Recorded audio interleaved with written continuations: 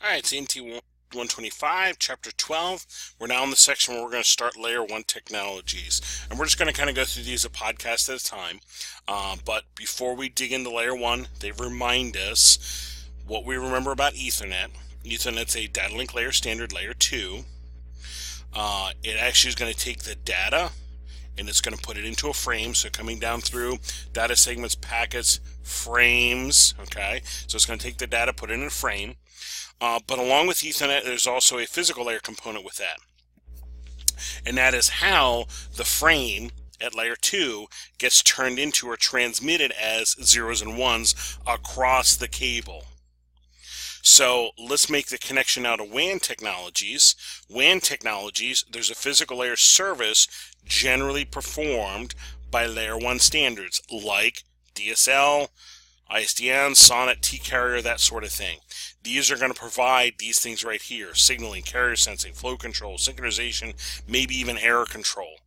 Okay, so a lot of our WAN technologies are going to use these kind of layer 1s, or if I'm using another technology above, this is the layer 1 component, the part for transmitting or connecting my data from A to B from my two sites. So with that in mind, they have another thought or two here for us. Remember the term broadband. Well suited for residential customers. Cables available bandwidth shared between multiple customers. Yep. Especially if I have like a Comcast kind of connection.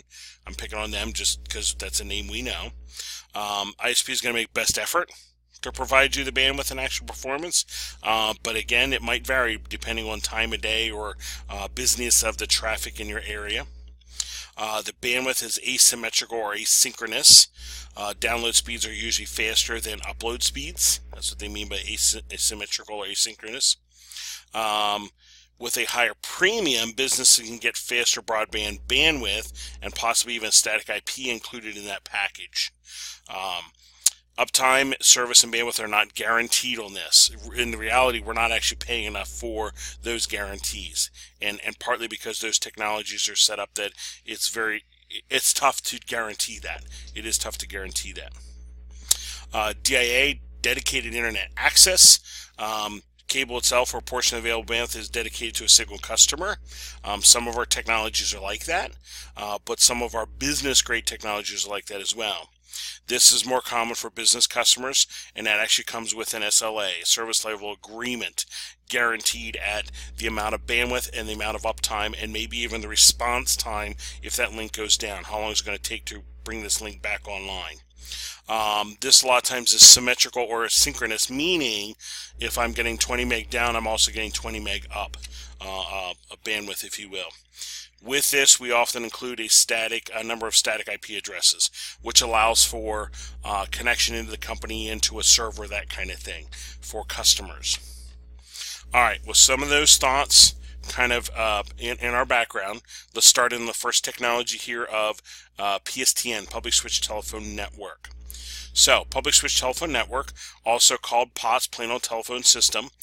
This is a circuit switch network of lines, mainly designed to handle landline telephone services, but as technologies came along, as we started having data, a lot of our data started moving across the phone system. Originally this was all analog traffic, but again, as time evolved, we started putting digital data across the public switch telephone network. Just here's a reminder of, different connections that a public switch telephone network could provide for customers and businesses. So with our PSTN, we have a couple terms we want to recognize. CO, the central office. This is where the telephone company lines are terminate the lines. So from my house to them, the CO is where that phone line got terminated. Switches are calls between different locations. That's where that actually gets handled. So if I pick up the phone and dial my neighbor, that call is going into the CO switch. That information is being read and connected up to my neighbor phone line and ringing my neighbor phone line. That's all happening at the CO. The last mile or local loop, this is the portion of the connection coming from the CO to my house. That last little piece coming from their equipment to my house. and then the NIU, which we did mention previously, the network interface unit.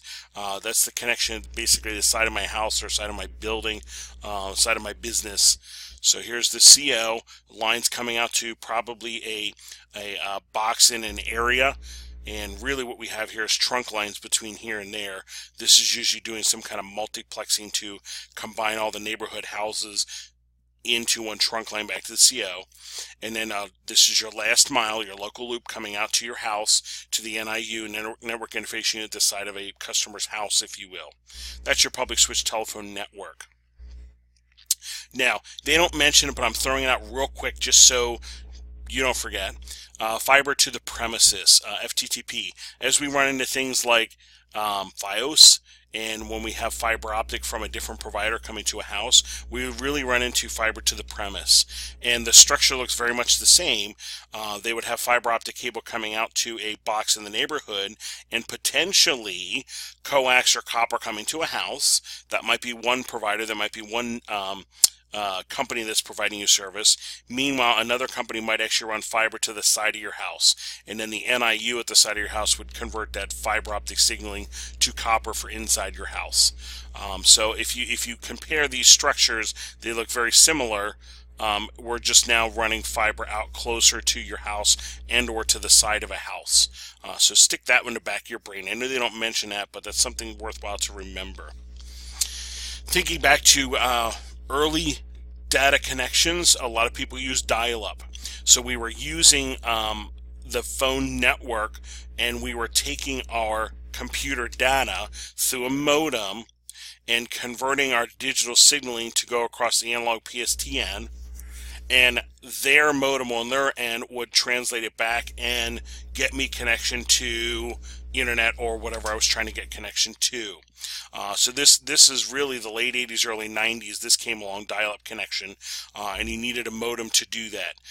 And that was really there to convert your digital signal from your computer into an analog signal on the phone line. And here's a whole series of old modems I dug up for you to take a peek at. You had a phone line coming into it, a phone line coming out so you could use, and then the modem, you actually have like a parallel connection here going from the modem into your PC. And that was the piece that would modify the signaling, your digital signaling, to go across the analog phone line. And you use things like this in your Windows 95 little dial-up networking application to make a little dial-up connection, and you were using services like AOL. I think this is CompuServe up here. This was also, I'm trying to think, that was a NetZero. There you go, there's NetZero. I threw those on as just a reminder. You're using mainly services like that to connect your computer to them, and then they got you connection to the internet, if you will. Along the lines of PSTN, we also have ISDN service. ISDN service was, or I should say, dial-up. We have dial-up, we have also ISDN. ISDN was kind of like an adaptation, a development above your modem. Integrated Service Digital Network. This was in the 80s. ITU established the 1984 transmitting digital data and voice over the public switch telephone network. So this one handled actually voice and data on this at the same time across a link, which your dial-up modem could not. Your dial-up modem was one or the other. You either had a phone call or you had a data connection. So this one, this technology, a lot of small businesses adopted. Not many people adopted this because of cost. And with ISDN, you actually had two different things you had to worry about. You had the B channel and the D channel. The B channel, this is actually where the voice or video information was carried. This is where the voice is carried, the video, the audio was carried in these B channels, and they were a 64K channel. The number of B channels would vary depending on the ISDN technology. We'll get to that in a minute. The D channel, this was really signaling information, almost like the setup and call setup and call teardown information, if you will. And the D channel was either 16 or 64K, depending on the ISDN connection. And really, there was usually only ever one D channel for an ISDN connection. Okay, so with that in mind, there were two main types of ISDN, ISDN BRI and ISDN PRI. So let's take a look at those two. ISDN BRI was called 2B plus D because there were two B channels and one D channel. So now with two B channels, if you think about it, you have two 64K B channels. Those could be bonded together and you got 128K. Now that doesn't sound like a whole lot to you and I now, but think back to the dial-up modem that many people had at the time. Your dial-up modem was going across a phone line. Many people were in the 14.4K ballpark, and eventually up to a 56K modem, eventually. So if I worked my way up through the dial-up speeds and paid more till I got a 56K modem, I still did not have a lot of bandwidth. So ISDN BRI comes along where you could actually take two 64K B channels, bond them together and get 128K bandwidth. So you're looking at, 2.5 times as much bandwidth as your dial-up connection. This was very appealing to businesses. The other part about this too you could do was one of these 64K channels could be used for voice. The other 64K channel could be used for data. So I could literally have voice and data going at the same time, which I could not have with the dial-up modem. So this, again, was not really economical for home users, but business users often adopted this technique, or this technology, I should say. And here shows the 2B plus D coming to an adapter at your facility, and I think I even have some pictures here for you. There's an ISDN modem for connection, and if I look in the back, I see the actual ports on the back. Here's the BRI line coming in. I could have a line 1, line 2 for two different phones, and also the serial port for my computer. So it gave, as you look at it, that's actually a business type connection. Most people did not need that, but businesses might need that. There was also a PRI. PRI is a 23B plus D. So 23 B channels and one D channel. So now we have a rather robust connection for businesses. So now I could have, 12 phone lines, if you will, and 11 data lines, if you will. Giving a lot more bandwidth for companies. Again, I look at the 1.54 meg, it does not seem like much to you and I, but when I put it in terms of you could have 11 phones and 12 data lines combined, that handled a lot of business traffic. And I think here I have, here's your 23B plus D, showing the same kind of idea. And here shows ISDN PRI, here's BRI connection down here, PRI up here, showing you could actually allocate to a PBX in here, or analog PBX in here, etc. This gave you some flexibility for more bandwidth connections. And I might actually use a module like so in my router to plug my ISDN PRI connection into, and the router handling all that. Alrighty, so there's your PSTN. We'll come back in the next podcast and talk DSL.